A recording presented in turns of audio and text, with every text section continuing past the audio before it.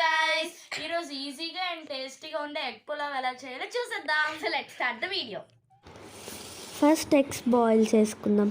ఆ eggs boil అయ్యేలోగా stove మీద pan పెట్టుకొని oil, salt and red chilli powder వేసాక బాయిల్ చేసుకున్న ఎగ్స్కి ఘాట్లు పెట్టి కాసేపు బాగా ఆయిల్లో మీడియం ఫ్లేమ్లో ఫ్రై చేసి పక్కన పెట్టుకుందాం.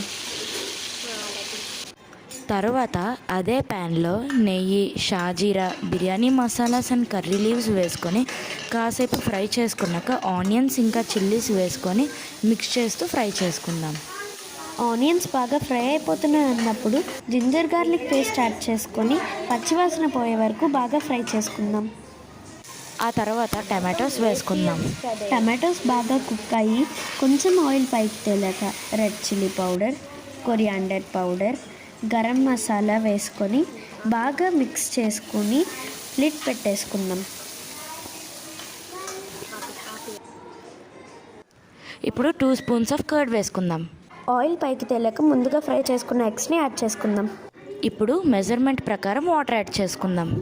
కాసేపు తర్వాత వాటర్ ఇలా రోలింగ్ బాయిలింగ్ స్టేజ్కి వచ్చాక ముందుగానే నానపెట్టుకున్న రైస్ని యాడ్ చేసుకోవాలి.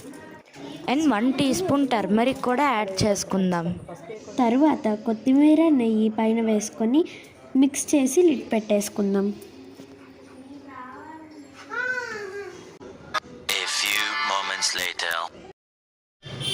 ఇప్పుడు లిడ్ ఓపెన్ చేసుకుంటే మన వేడి వేడి egg pulao ready. Full video అయితే చూసారు కదా. మా రెసిపీ మీకు ఎలా అనిపించిందో కింద కమెంట్ సెక్షన్లో మెన్షన్ చేయండి.